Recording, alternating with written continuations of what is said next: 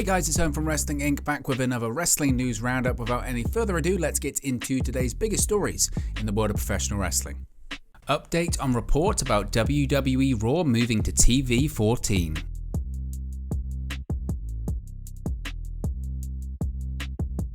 WWE fans were buzzing earlier yesterday after word that the PG era of Raw will soon end. Now the initial source of that news is walking back part of his report. WWE Raw won't be going to TV-14 on July 18th, but still in consideration for a later date, Andrew Zarian of the MacMen podcast tweeted Thursday night. Zarian also elaborated on the source of his initial report and his understanding of what is happening behind the scenes involving WWE and the USA Network. He says there was a memo circulating within USA Network Thursday morning regarding the rating for Raw changing to TV-14 on July 18. However, Zarian wrote Thursday night that the memo was apparently sent out prematurely and the date for the switch has not yet been finalized.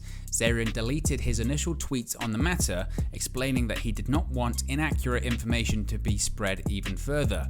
There's been no report change planned for the rating of SmackDown, presumably it will remain TV PG. SmackDown has aired on the Fox network in the United States since October 2019. WWE's third program, NXT, also carries a TV PG rating and airs on the USA Network. The PG era of Raw began on June 22, 2008. WWE adjusted its on-air product to adopt a more family-friendly approach. Blood, cursing, and other more salacious aspects of its past programming were pushed aside in a bid to attract more mainstream advertisers. The change coincided with Linda McMahon's transition from her role with WWE to a political career. McMahon lost two senatorial campaigns in 2010 and 2012, both times running in Connecticut, losing to Senators Richard Blumenthal and Chris Murphy respectively. McMahon later served as the head of the Small Business Administration under former President and WWE Hall of Famer Donald Trump's administration. She held the post from 2016 until she stepped down in 2019. According to Dave Meltzer in the latest Wrestling Observer newsletter, WWE has yet to acknowledge the change in direction of the programming, but a source within the company confirmed that it is a USA Network decision. Furthermore, the fact that the memo for the change from TV PG to TV-14 came from USA Network executives would also indicate the same. Meltzer noted that it's highly unlikely Raw reverts to bloody matches and bra and panties-like content, but it could incorporate more swearing and profanities when the change to TV-14 happens. In particular, USA Network was said to be accepting of Brock Lesnar using the word shit-kicking during the first hour of the July 11 episode when they received the script. However, when Lesnar actually uttered the word, because they were aware in advance, USA Networks did a sound edit of the cuss word. Quote, "We don't know if this had to do with that or not, but the timing is notable, and a sound edit of something that was in the script and approved is also notable," Meltzer wrote. Earlier on Thursday, Fightful Select also reported that there have been conflicting messages internally at USA Network about the change to TV-14. The WWE sources Fightful reached out to hadn't heard of the change yet, but were looking into the move. The report added that those expecting significant changes could be in for a disappointment. While NXT 2.0 has racier content than Raw on a regular basis, it's still rated TV PG, and the content that airs up to WWE, not USA Network. It was noted that unlike MPAA for movies or ESRB for video games, cable TV shows are not required to meet certain criteria to retain TV PG status or move to a TV-14 rating. As an example, WWE could have self-rated as a TV PG show during the Attitude Era without oversight ramifications. Although input from the network and sponsors is always taken into effect, the content that airs is still up to the creator, in this case WWE.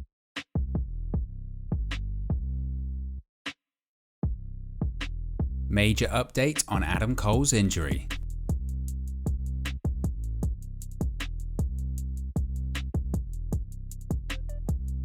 AEW star Adam Cole has reportedly opted not to have surgery to fix his torn labrum.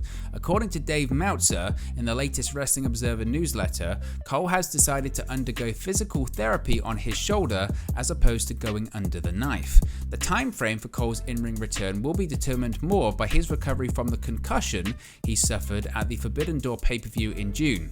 On a positive note, Cole is, quote, faring better in that regard, per Meltzer. Cole reportedly suffered a very serious concussion during his four-way match for the IWGP World Heavyweight title at the AEW New Japan Pro Wrestling crossover event. The concussion led to a rushed and awkward finish to the match as Jay White pinned the leader of the Undisputed Elite to retain his title. In the lead up to the Forbidden Door event, there were question marks about Cole's availability after a Fightful Select report revealed he had been wrestling with a torn labrum for months. The report added that Cole braved the injury during his match against Hangman Page at the AEW Revolution pay-per-view in March and continued to avoid taking time off despite being hurt. It was also noted that Cole had been banged up for quite a while and was battling a series of injuries for longer than most realized. In a recent interview with the New York Post, AEW President Tony Khan explained why he allowed Cole to wrestle at Forbidden Door despite the litany of injuries. Quote, "He had no contact between Double or Nothing and Forbidden Door," Khan said. "He was on commentary. He had been cleared to wrestle, so now I'm going to take some time off for him. We had already taken some time, and I'll take some more time to make sure he's right, and wouldn't want him to wrestle until he's feeling 100%. He was feeling 100% going into Forbidden Door. That's how unpredictable these things are." Note on Sasha Banks' asking price for each non-WWE appearance.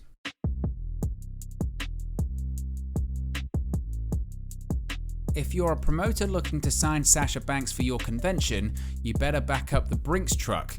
According to Fightful Select, Banks is commanding an asking price of $30,000 per appearance.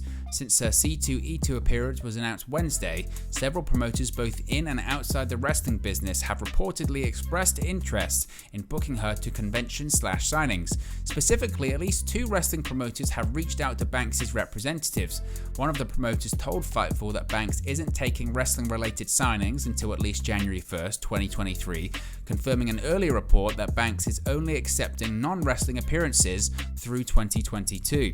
One promoter told Fightful that Banks' steep asking price is exactly as expected, elaborating that her demands should be high since she left WWE on her own terms. Furthermore, Banks has never been part of the convention circuit and has a huge fan base willing to support her at such events. The report added that Banks' asking price is the highest for a just-off-TV talent that has ever commanded and is comparable to the rate set by AEW star Sting. Only Ric Flair, Goldberg, Shawn Michaels and Hulk Hogan reportedly commanded a higher per-appearance rate. The same promoter who shared these details with Fightful said they were more than happy to book Banks at $30,000 per appearance as they are confident they'd recover the money. For clarification, the quoted price does not involve Banks wrestling a match, but only doing meet and greets and autograph signings. While WWE has yet to officially confirm or deny Sasha Banks' release, one promoter told Fightful that they wouldn't have even made it as far as into the conversation about booking her if she was still fully with the company.